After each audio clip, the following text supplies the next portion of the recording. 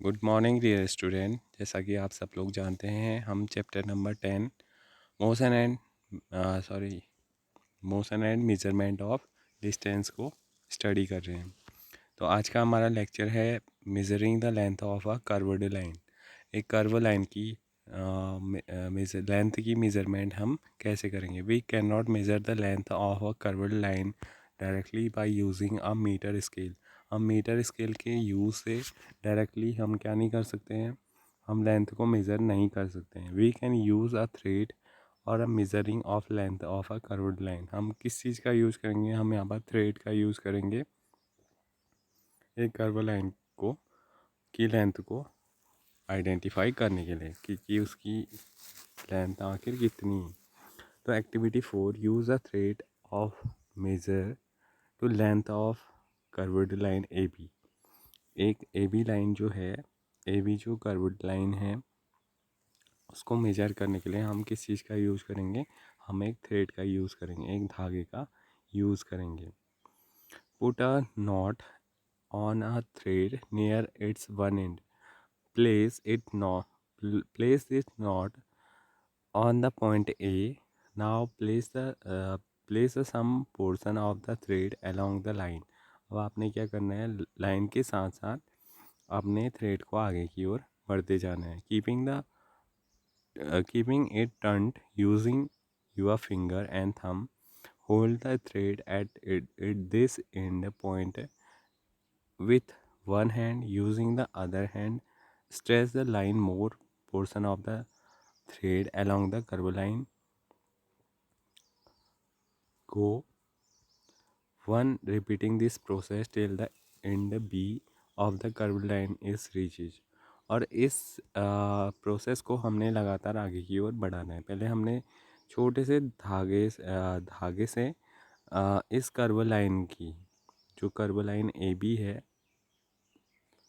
इसकी छोटी सी डिस्टेंस को हमने मापना है। भी जहाँ पर बैंड है वहाँ से हमने आगे की ओर थोड़ा सा मापना है। फिर यहाँ से इस बैंड से ऐसे ही हमने बी पॉइंट तक पहुँचने तक पूरी कर्व लाइन को क्या कर लेना है, थ्रेड से माप लेना है। Make the mark on the thread where it touches the end B.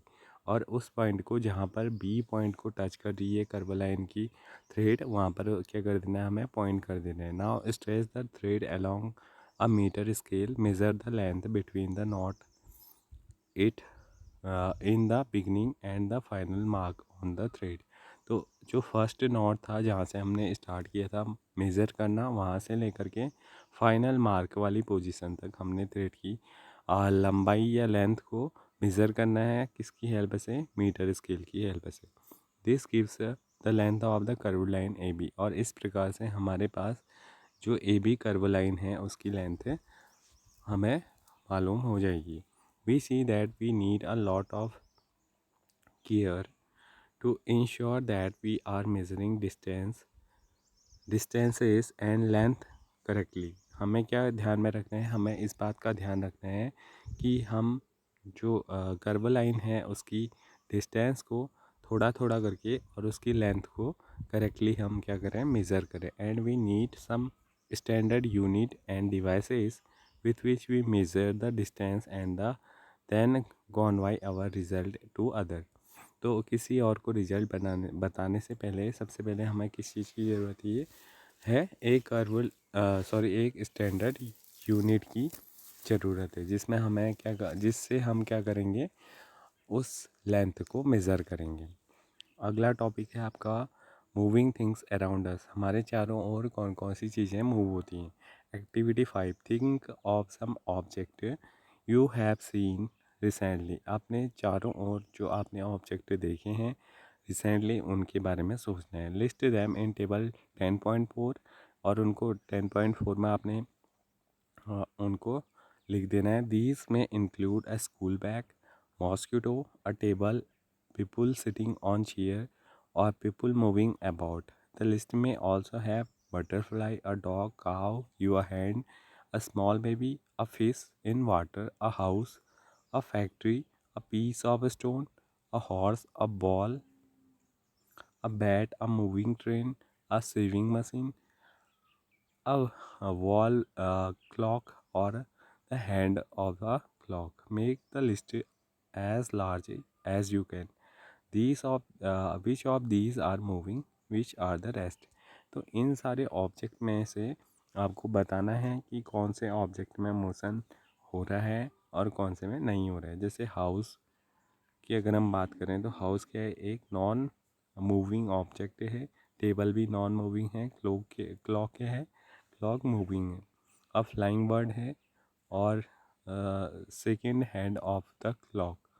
तो ये सारी चीज़ें क्या है, मूविंग होने वाली चीज़ें हैं। How did you decide whether an object in the motion और अ रेस्ट। कोई भी ऑब्जेक्ट मोशन में है या रेस्ट में है, हम इस बात को कैसे पता चलते हैं, जब कोई ऑब्जेक्ट जो है अपनी प्राइमरी लोकेशन से लगातार क्या हो रही है, उसकी पोजीशन में चेंजेस हमें देखने को मिल रहे हैं, तब हम बोलेंगे कि वो ऑब्जेक्ट क्या है, मोशन में है। और जब उसकी इनिशियल स्टेज में कोई भी चेंज नहीं हो रहा है तो हम बोलेंगे ऑब्जेक्ट रेस्ट में। You might have notice that the bird is not at the same place after some time. हम इस बात को नोटिस करते हैं कि जो बर्ड है वो कुछ टाइम बाद क्या है, सेम प्लेस पे नहीं है। While the table eight the same place, जबकि जो टेबल है वो क्या है, वो सेम प्लेस पे ही रखा हुआ है। On this basis you might have decided whether the object is rest और इन मोशन। तो इस प्रकार से हम देखेंगे कि जो ऑब्जेक्ट लगातार अपनी पोजीशन में चेंज कर रही हैं वो कैसी हैं, वो मोशन में हैं, और जिनमें कोई चेंज नहीं हो रहा है वो रेस्ट में है। Let us look at the motion of an ant closely. हम क्या करेंगे, एक एंट की मोशन को क्लोजली से देखेंगे। इसके लिए हम एक्टिविटी 6 करेंगे। Select a place where you find ant. आपने एक ऐसा स्थान ढूंढना है जहाँ पर आपको बहुत सारी एंट मिल जाएं। Spread a large sheet of white paper on the ground and keep little little sugar on it. और आपने क्या करना है, एक वाइट पेपर को लेना है, largest sheet of white paper को, और उसे ग्राउंड में फैला देना है। उसके ऊपर आपने क्या करना है, थोड़ी सी शुगर को भी डाल देना है। And are likely to be attracting to the sugar and you will find many ant crawling on the sheet of paper soon. आपको देखने को मिलेगा कि कुछ टाइम बाद बहुत सारी एंट क्या कर रही हैं, अब उस वाइट शीट पेपर के ऊपर मूव कर रही है। For any of ant try to make a small mark when a pencil near it position when it has just curved on the sheet of paper. और तो जैसे ही कोई एंट लगातार मूव हो रही है तो उसके जो पाथ है उसको हमने क्या करना है, पेंसिल से थोड़ा सा उस पाथ को हमने दर्शा देना है उस वाइट पेपर में। कीप मार्किंग इट्स पोजीशन, और लगातार उसकी जो पोजीशन है उसको हमने मार्क करते रहना है।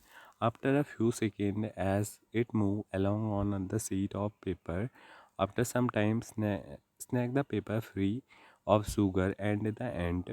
Connect the different point you have marked with arrows to show the direction in which the ant was moved.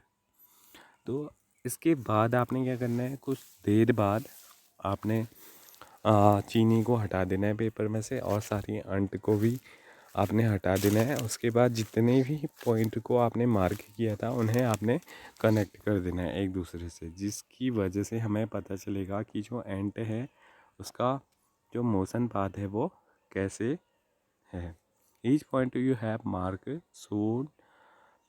shows where the ant moved to in interval of few seconds. Few seconds के interval में जो एंट है वो कैसे move हुई है, इस बारे में आपको उन ईच पॉइंट से जहाँ पर आपने मार्क किया था पता चल पाएगा। Motion seems to be kind of a change in the motion of object with time, isn't it. क्या यहाँ पर हर एक टाइम इंटरवल के साथ जो पोजीशन है वो चेंज हो रहा है या नहीं हो रहा है। Activity 5, where did you place object like a clock, a sewing machine और an electric fan in your grouping of object. ऐसे ही जो एक्टिविटी 5 में आपने डिफरेंट ऑब्जेक्ट को कलेक्ट किया था उसमें से कौन कौन सी चीज़ें ऐसी हैं जो अपनी पोजीशन को लगातार चेंज कर रही हैं। Do you notice moving in any of these parts the blades of the fan और the hand of the clock, how are they moving. तो यहाँ पर आपको दिखेगा कि जो ऑब्जेक्ट है वो कैसे मूव करें। In their movement similar to that of the ant और the train, let us now look at some type of motion to help us understand these differences. तो इसके बाद हम जो स्टडी करेंगे वो डिफरेंट टाइप ऑफ मोशन का study करेंगे। आज का हमारा लेक्चर यहीं पर कंप्लीट होता है। Thank you.